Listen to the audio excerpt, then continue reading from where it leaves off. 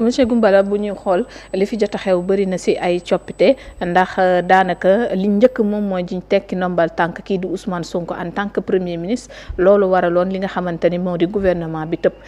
fukki fan la ñu xaar laata gouvernement bi di door a samp waaye nag ñu ne woon dañuy waxtaan ak ku ci mel ni Pastef ngir itam déggoo bu ci amee ñu mën a intégrer gouvernement bi génn na beaucoup de ministres génn nañu waaye am na ñu des am na tête yu yees composition bi pour ñu njëkkee ci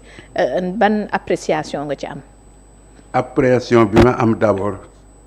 ci génn bi Sonko dañu ko yenni ndax position bi mu nekkoon c'était très inconfortable réew mi doxutoon coow laa ngi ni kurru te lu jóg ñu ne Ousmane Sonko xañ na lépp du moom waaye am na ci une responsabilité principale gannaaw nag léegi génn na ci gouvernement bi yenni nañ ko danañ xam nag attitude bi muy jël ultérieurement nan lay def wax nga ma ne il va parler vers 17 heures donc dana def une certaine clarification ñu nommé gouvernement bu bees gouvernement bi tous les commentateurs nee nañ y a des politiques des gens de la société civile entre guillemets ak des techniciens je crois que sax normalement techniciens yi ñoo ci ëpp ndax tu prends un gars comme Déthié Fall est-ce que Déthié Fall politique la politicien la wala technicien la donc ñu mel noonu bari nañ ki et il a montré son efficacité tax Déthié bëgg naa ñu dellusiwaat ci Déthié ndax gis naa gars yu bari di ko critiquer surtout benn jigéen boo xam ne bii lu mu wax dugal ci Déthié d'une façon négative. dinañ ci ñëw sax ndax alliés yi bokk na ci ñi nga xamante ne resté na léegi. léegi nag def nañ gouvernement bi. seet nañ nee na c'est un gouvernement boo xam ne bii c'est dans la continuité du programme Sénégal. émergent. non Sénégal 2050 Sénégal 2005 non dafa am un noyau bi ñu ko. kii ba noppi def Sénégal 2050 am na leneen lu ñu wax avant Sénégal 2050 c'est par étape donc loolu moo fi nekkoon on cherche nee nañ l'efficacité et la rapidité d'exécution dans des décisions prises au niveau du président et du premier ministre donc ils ont cru que ils ont choisi les meilleurs pour def loolu mën nañ leen koo nangul waaye loolu bala nga koo xam il faut ñu dem wane seen bopp ba ñu gis ko léegi nag gouvernement baa ngi fii Sonko ngi assemblée nationale c'est l'assemblée qui vote les textes quelle sera l'attitude de Sonko vis-à-vis du gouvernement est-ce que gouvernement bi dana def une programmation boo xam ne bii day def une politique boo xam ne day dem assemblée nationale def déclaration de politique générale premier ministre dana ko def ak ministre bu ko defee Sonko nan lay def kooku aussi problème la. mais léegi est-ce que balaa ñoo yegg sax ci après suite bi mais composition bi nga ko gisee ak fi ñu ne réew mi toll na fa gis nañu ay tête yoo xamante ne xamuñu leen woon am na ay tête yoo xamante ni nemmeeku woon nañ leen ci yeneen gouvernement ku ci mel ni Matar Cissé dellu siwaat nañ ñoom tam ci li nga xamante ni moo di gouvernement bi ndax jàpp nga ni maanaam composition la boo xamante ni tey dina jëlee Sénégal ci fi mu nekkoon. mais surtout à la mi ñu tànn ngir mu jiite gouvernement bi fii mu ne boo seetoon nit ñu bees intégralement ñu sa nekk ci gouvernement nekkuñu woon ci gouvernement bi bu Sonko bi kenn nekku ci woon ay fonctionnaires yoo xam ne dañuy jóge fële il leur faudra au moins 8 mois pour ñu xam dossier yi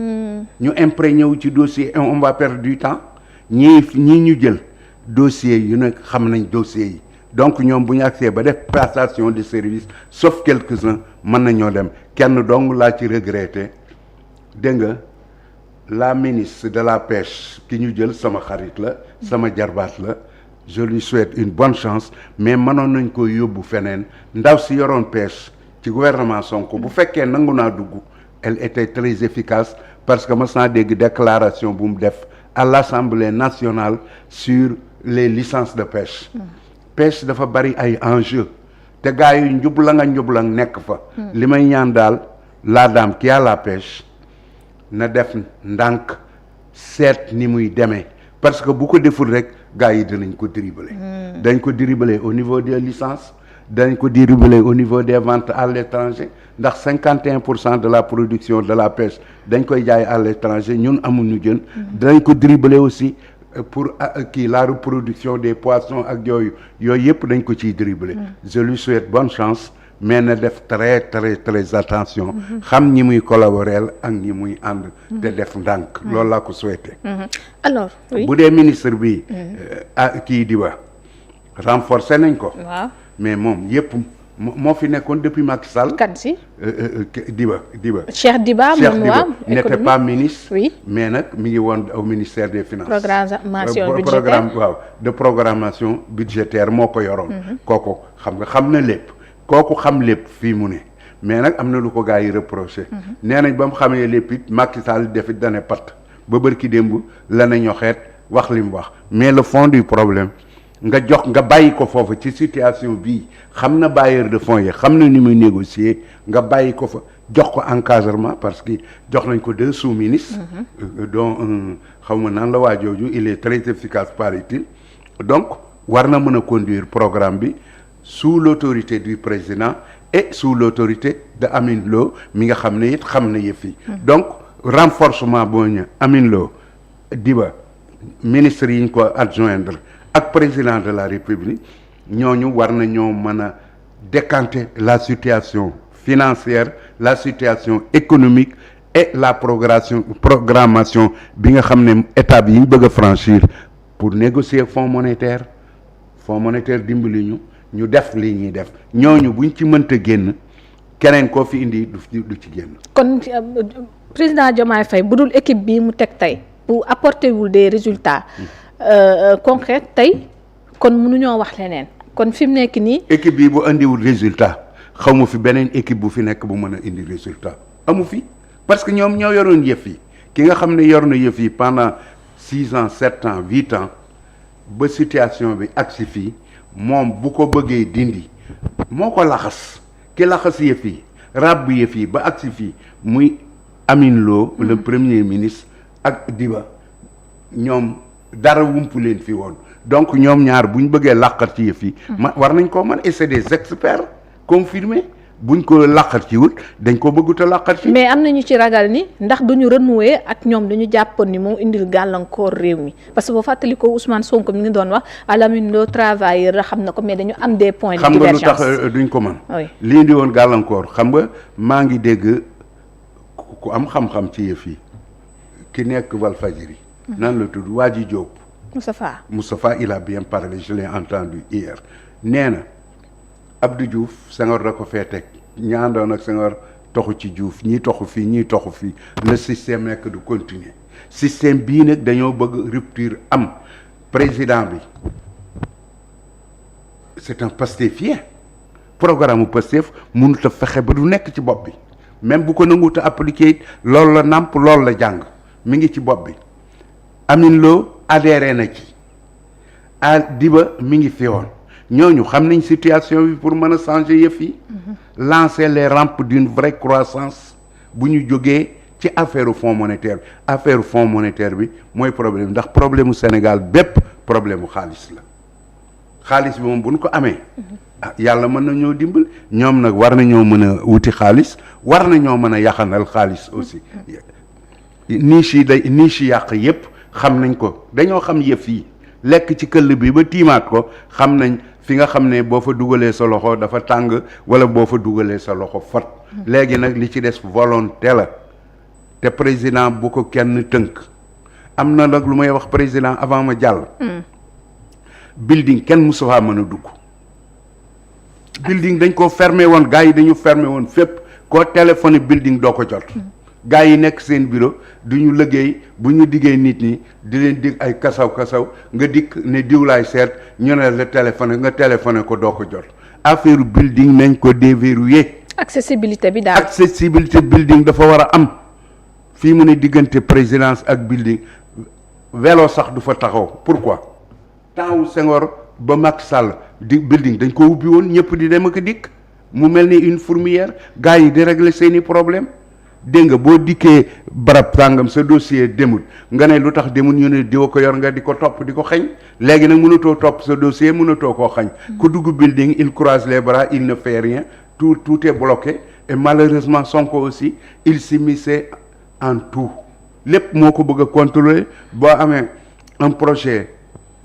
dans un ministère pour valider ko ñu ne il faut Sonko valider ko Sonko il choisit ses experts pour valider le projet donc il y avait partout des lenteurs une bureaucratie inefficace mais pourtant loolu ñoom moom loolu vision la bu mu tegoon ngir apporter des corrections pour yi ñu doon gis fallait que certaines choses passent si moom gis nga gars yi oui boo leen bëggee surveiller ba mu ëpp du ñu def dara boo leen surveiller it ñu yàq waaw loolu la Sonko nag il était de bonne foi mais il n'avait pas trouvé le juste équilibre il faut à toute chose équilibrée am na lu may wax Amine Lo moo ma ko gën a xam ndax subir na ko dégg naa passeport diplomatique yi kilifa yi ko soxla nañ leen koy jox ndax mu ñoom dañuy dem faju wala ñu seeti seen taalibe wala régler ay problème ponctuel dem dikk nañ leen koy yombal problème passeport diplomatique loo koy doy sëriñ si buñ ko soxlaa nañ leen ko jox. mais demoon na ba passeport ku jug yor ko. fi mu ne nii loolu tam fale ñu régler cette problème. boo yolomalee gars yi ëppal. waaw boo teengalee mu metti donc da ngay seet ku war a yor passeport diplomatique soxla ko parce qu'il est malade kilifa la guy dem nangam bu fekkee nag da nga koy jox ndaw suy taxawaalu wala koo xam ne kii day émigré ji kooku on dit non mais kilifa yi ci réew mi la ñu bokk ndax xam nga lu tax ñu bokk ci réew mi. dañoo nekk ay kilifa am ay taalibe ak njaboot donc ils sont investis d'un pouvoir dañoo am pouvoir ku am pouvoir nag da nga koo war a jox pouvoir am mooy affaire passeport diplomatique yi nañ ko jox kilifa yi ku ko jeexal ñu renouveler ko sans problème man xam naa ci ñoo xam ni dañoo bëgg ku leen renouveler ñu bañ te ñooñu émigré wuñ dañuy dem 2 mois 3 mois delsi ñooñu nañ leen ko yombal. Alors monsieur Goumbala gouvernement bi ñëw na waaye itam beaucoup de ministres génn nañ ñoom Birame Souleye Diop nekkatuñ ci nga gis ku ci mel ni ministère bi yoroon wàllum sport Khady Diène Gaye génn na nga gis ñu bëri itam topp nañ mu ñu lim ñëpp waaye génn nañ en tout cas ñi nekkoon Pastef bi tax ñuy wax ci donc gouvernement bi loolu nag tukkee Ousmane Sonko wax na ko leeral na ko ci déclaration yi nga xamante ne amal na ko que ni la ñu diggee woon ak kii di la ñu waxoon ni moo war a nekk terme yi tax ñu am déggoo amul ci surtout ci fonds yi ni ñu ci waxee woon njëg yi bañ a yokk partenariat yi la nga xam jot nañ koo defoon yooyu noonu yëpp maanaam nañu ko tënkee woon na ko Diomaye